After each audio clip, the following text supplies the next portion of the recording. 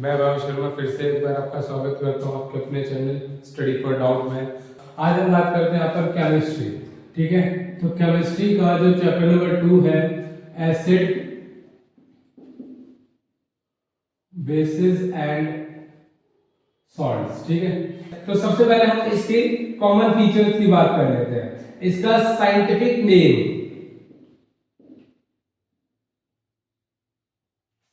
Name होता है sodium hydrogen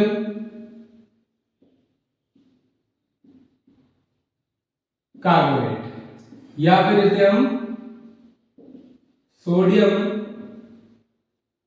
bicarbonate भी कहते हैं। Hydrogen carbonate is also called bicarbonate. Scientific formula अगर आप देखें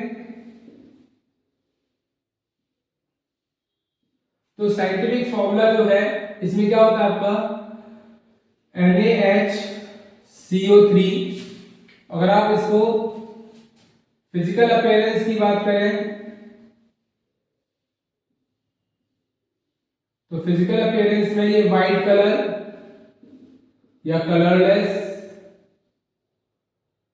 पाउडर या क्रिस्टल्स और ऑर्डरलेस, ये तो ऑलमोस्ट सब में क्या है सेम है। ठीक है, लेकिन जब बात की जाती है इसकी प्रिपरेशन की तो ध्यान रखना इसकी प्रिपरेशन 2 स्टेप में होती है। पहला स्टेप अगर आप देखें तो पहले स्टेप में NaCl को वाटर, CO2 और अमोनिया के साथ क्या किया जाता है, मिक्स किया जाता है। ठीक है, इन चारों रिएक्टेंट को आपस में क्या किया जाएगा, मिक्स किया जाएगा और रिएक्ट कराने के बाद जो हमें मिलता है वो क्या मिलता है, NH4Cl और NaHCO3। मतलब बेकिंग पाउडर, बेकिंग सोडा तो यहाँ पे है ही है, सोडियम हाइड्रोजन कार्बोनेट तो है, लेकिन उसके साथ साथ एक मिक्सचर है किसका, अमोनियम क्लोराइड का। अब अमोनियम क्लोराइड जो है यहाँ पर क्या होता है, एक पॉइजनस सॉल्ट होता है। अब इसको भी रिमूव करना जरूरी है, तो इसको रिमूव कैसे करेंगे, हम क्या करते हैं इस NH4Cl और NaHCO3 इसको क्या कर देते हैं, हीट कर देते हैं। अब हीट करने पे ध्यान रखना ये जो NH4Cl है ये सब्लिमेबल प्रॉपर्टी होती है इसकी। सब्लिमेबल प्रॉपर्टी मतलब आपने पढ़ा है सब्लिमेशन। सब्लिमेशन क्या होता है कि जहां पर हम किसी सॉलिड सब्सटेंस को जब हीट करते हैं तो वो बिना लिक्विड में कन्वर्ट हुए किसमें कन्वर्ट हो जाता है, सीधा गैस में बदल जाता है, गैस में चेंज हो जाता है, उसी को क्या बोलते हैं, सब्लिमेशन कहते हैं। तो NH4Cl जो है यहाँ पर क्या होता है, सब्लिमेट हो जाता है और इवेपोरेट हो जाता है और यहाँ पर केवल हमारे पास क्या बचेगा, NaHCO3 बचेगा। तो हमें क्या मिल गया, NaHCO3 मिल गया। ठीक है, अब NaHCO3 की यूजेस क्या क्या है। सबसे पहला इसका यूज किचन पर्पस में कर देते हैं तो आप लोग क्रिस्पी एंड स्पॉन्जी पकौड़े बनाने के लिए, आप केक वगैरह बनाने के लिए इसका यूज करते हैं। और इसके अलावा इसका यूज किया जाता है इन द फास्ट कुकिंग, जैसे छोले वगैरह आपको बनाने हैं, राजमा वगैरह आपको बनाने हैं, तो वैसे तो अगर इसकी नेचुरल प्रोसेसिंग आप देखेंगे तो इसको पानी के अंदर भिगोया जाता है अप टू 6 आवर्स। लेकिन आपके पास अगर टाइम नहीं है इतना और आपको जल्दी क्या करना है, फास्ट कुकिंग करनी है, तो आप उसके अंदर क्या कर सकते हैं, उसको उबाल सकते हैं विद दी सोडा, मतलब बेकिंग सोडा। उसमें हल्का सा बेकिंग सोडा डाल दीजिए, उबाल देंगे तो आपको क्या हो जाएगा, छोले थोड़े से फ्लफी नजर आएंगे, बट हाँ वो टेस्ट वो बात नहीं होगी जो नेचुरल वाटर में होती है। ठीक है, तो ये काम कर सकते हैं। इसके अलावा दूसरा काम यहाँ पे आप ये कर सकते हैं इसका कि मैंने बता दिया केक बनाने में और आपका इडली या डोसा वगैरह जो होता है इसका जो बैटर बनाया जाता है उसमें भी क्या कहते हैं, इसको हल्का सा पुट किया जाता है। इसके अलावा इसका यूज किया जाता है एज अ एंटासिड, है ना, क्योंकि माइल्ड बेस है, एडिबल बेस होता है, तो इसको क्या कहते हैं, एंटासिड की फॉर्म में भी यूज कर सकते हैं जब भी हमें एसिडिटी होती है तब। और तीसरा इसका यूज किया जाता है सोडा फायर एक्सटिंग्विशर, मतलब कि आप ये कह सकते हैं कि जो देखते हैं कि जो लाल कलर का सिलेंडर होता है, किसी भी गवर्नमेंट ऑफिस में चले जाइए, स्कूल में चले जाइए, फायर एक्सटिंग्विशर के लिए जो यूज होता है लाल कलर का सिलेंडर होता है, उसके अंदर एसिड और NaHCO3, एसिड आपका कोई भी स्ट्रॉन्ग एसिड हो सकता है, H2SO4 हो सकता है या NaHCl हो सकता है, तो उसको हम क्या करते हैं, इसके मिक्सचर के साथ रख देते हैं। और जब ये किसी भी एसिड के साथ मिक्सचर की फॉर्म में रखा जाता है तो ध्यान रखना, लाइक मान लीजिए अगर इसके अंदर HCl है और आपने इसके साथ भर के उसको रख दिया है, तो अंदर एक गैस बनेगी। कौन सी गैस होगी? वो गैस होगी आपकी CO2 गैस। तो CO2 गैस के फॉर्मेशन से क्या होता है, जैसे हम पिन को हटाते हैं और लॉक को दबाते हैं तो वहां से CO2 गैस एक प्रेशर के साथ बाहर आती है और वो आग को बुझाने का काम करती है। ठीक है, तो ये इसका यूज होता है। अब एक बात मेरे माइंड में है जो आपको मैंने बताई थी कि बेकिंग पाउडर और बेकिंग सोडा दोनों में क्या डिफरेंस होता है। तो देखिए बेकिंग सोडा जो है ये आपका दोनों का फॉर्मूला ऑलमोस्ट सेम होता है, लेकिन दोनों में डिफरेंस है कि बेकिंग सोडा जो है आपका बेसिक प्रॉपर्टी होती है, बिटर इन टेस्ट होता है, लेकिन जो आपका बेकिंग पाउडर होता है ये जब हम बेकिंग सोडा को किसी माइल्ड एडिबल एसिड के साथ जब रिएक्ट कराते हैं तो जो वहां पर हमारे पास सॉल्ट बनता है उसको बेकिंग सोडा कहा जाता है। ठीक है, तो बेकिंग सोडा आपका नॉर्मल उसका टेस्ट नहीं होता, टेस्टलेस होता है, लेकिन सॉरी बेकिंग पाउडर आपका टेस्टलेस होता है, लेकिन बेकिंग सोडा आपका बिटर टेस्ट होता है। तो आपने कभी भी जैसे YouTube पर या किसी भी कहीं भी आपने वीडियोस देखी हो या कभी केक वगैरह बनाया हो तो उसमें हम बेकिंग पाउडर और बेकिंग सोडा दोनों डालते हैं, और बेकिंग पाउडर बेकिंग सोडा से ज्यादा डाला जाता है और बेकिंग सोडा को हम बहुत थोड़ा लेते हैं क्योंकि वो बिटर टेस्ट होता है। तो इसलिए वो क्या करते हैं उसको फ्लफी बना देगा। फ्लफी भी कैसे बनाएगा, देखो NaHCO3 है आपने डाला हुआ है, इसको आपने क्या किया, हीट किया। तो जब आप हीट करते हैं तो आपको बनता है Na2CO3 plus H2O and plus CO2। So due to formation of this CO2 gas, अब गैस है तो बाहर निकलेगी, और बाहर निकलेगी तो जो उस केक को या जो भी आप चीज बना रहे हैं उसको क्या बनाएगी, फ्लफी कर देगी, अंदर क्या कर देगी, पोर्स डेवलप कर देगी। इसीलिए हमारा केक कैसा बनता है, फ्लफी और स्पॉन्जी बनता है। ठीक है, तो ये आपके किसके यूज है, बेकिंग सोडा के यूजेस होते हैं। ठीक है, अगला हमारे पास है washing soda.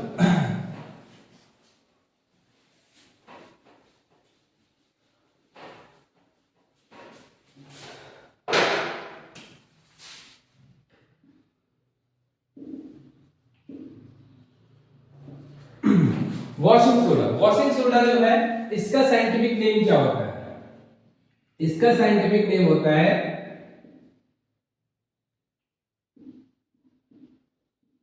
Sodium hydrogen sodium carbonate decahydrate.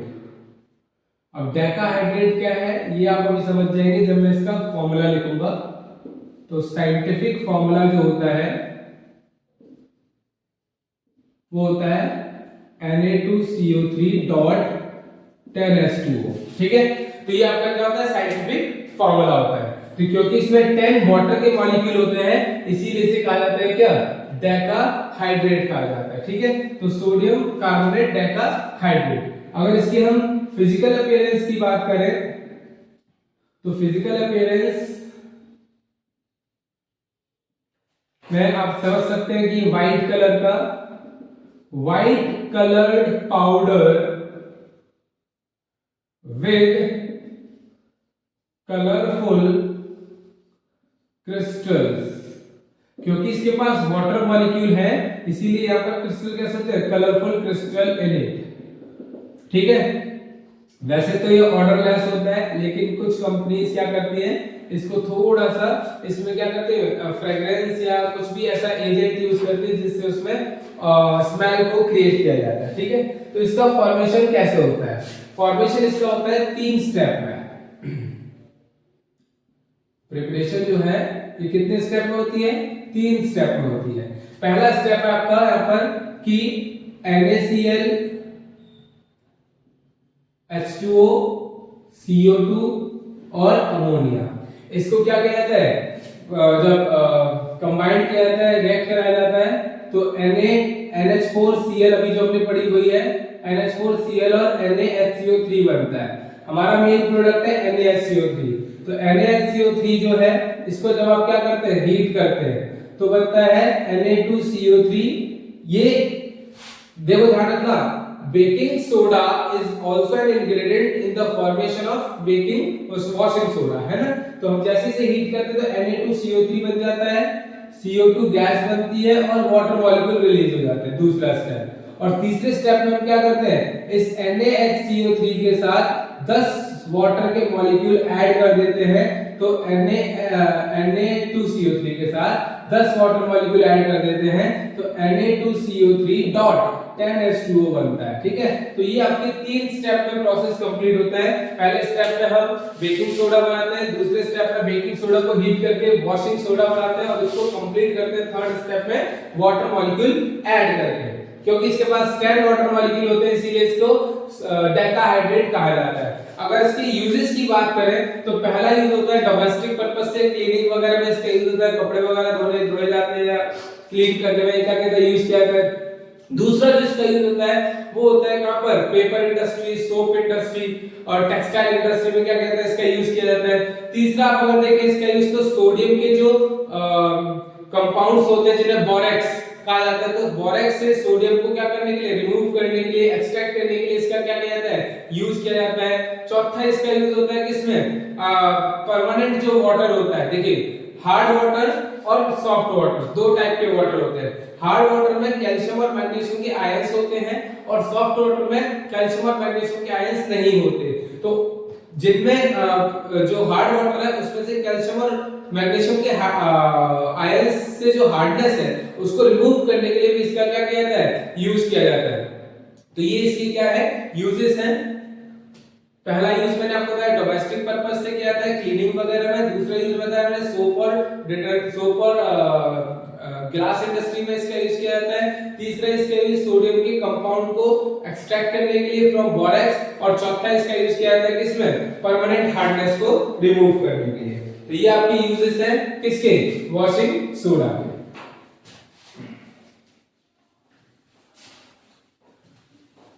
अब एक टॉपिक यहाँ पे आता है जहां से क्वेश्चन पूछा जाता है, वो है वाटर ऑफ क्रिस्टलाइजेशन। देखिए वाटर ऑफ क्रिस्टलाइजेशन को दूसरा एक नाम और भी दिया गया है जो है क्या, it is like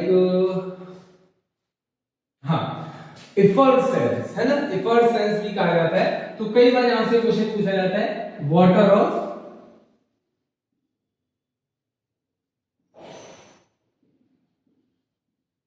crystallisation.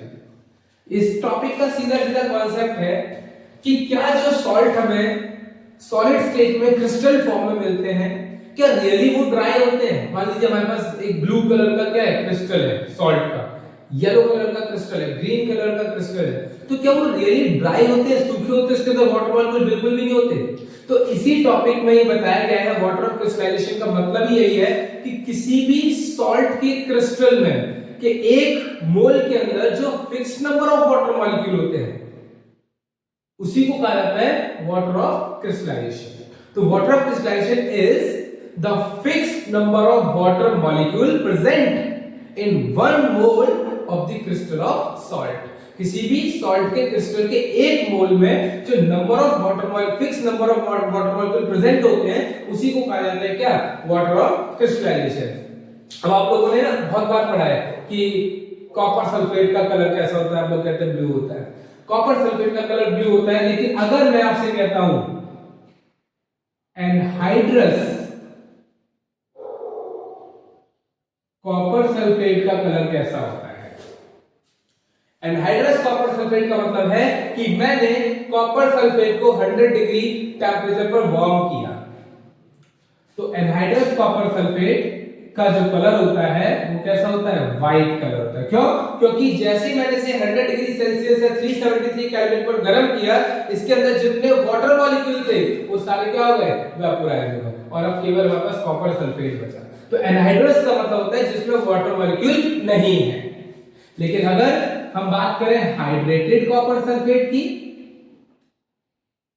Hydrated copper sulphate जिसको हम CuSO4 डॉट 5H2O भी लिख सकते हैं। अब क्योंकि आपको क्लियरली दिख रहा है पर 5 वाटर के मॉलिक्यूल है, तो अब इसका कलर कैसा होता है, ब्लू होता है। ठीक है, ऐसे ही एक आता है एनहाइड्रस आयरन सल्फेट। अब आयरन सल्फेट का कलर वैसे तो आपको पता है क्या होता है, ग्रीन, लेकिन एनहाइड्रस वर्ड जहां भी लग जाएगा इसका मतलब वाटर मॉलिक्यूल यहां से रिमूव हो गए हैं, तो अब इसका कलर कैसा होगा, व्हाइट। लेकिन अगर हम बात करेंगे hydrated copper sulphate, sorry iron sulphate, जिसका हम फॉर्मूला भी लिखेंगे FeSO4.7H2O। तो ये यहां पर कलर हो जाएगा कैसा, ग्रीन। ठीक है, इसके अलावा एक और लिख लीजिए आप यहां पर, फेरिक ऑक्साइड। फेरिक ऑक्साइड जिसे हम क्या कहते हैं, रस्ट। इसका कलर होता है रेडिश ब्राउन। अब रेडिश ब्राउन, इसका मतलब यहां पर एक शेड है, रेड से लेके ब्राउन तक कलर हो सकता है। तो यहां पे हम इसका जो फॉर्मूला लिखते हैं Fe2O3.XH2O। अब x की वैल्यू आपकी 3 से लेके 9 तक कुछ भी हो सकती है। जैसे जैसे वाटर मॉलिक्यूल बढ़ेंगे वैसे वैसे इसकी शेड क्या रहेगी, चेंज हो जाएगी। तो रेडिश ब्राउन कलर किसका होता है, फेरिक ऑक्साइड का होता है। तो अगर इन्हें आप क्या कर देंगे, हीट कर देंगे और इनको इनके अंदर से वाटर मॉलिक्यूल रिमूव कर देंगे, तो क्या होगा, ये सारे के सारे कलरलेस हो जाते हैं। तो हाँ, ये कह सकते हैं कि कोई भी कलरफुल क्रिस्टल ड्राई नहीं होता, तो उसके अंदर वाटर मॉलिक्यूल प्रेजेंट होते हैं। और ऐसा ही एक केस, लास्ट केस इस चैप्टर में जो है वो है जिप्सम के बारे में।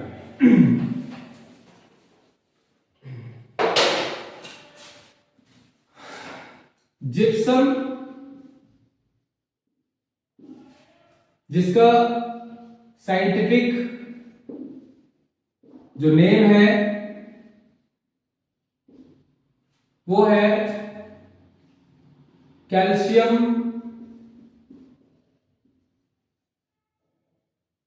Sulphate dihydrate.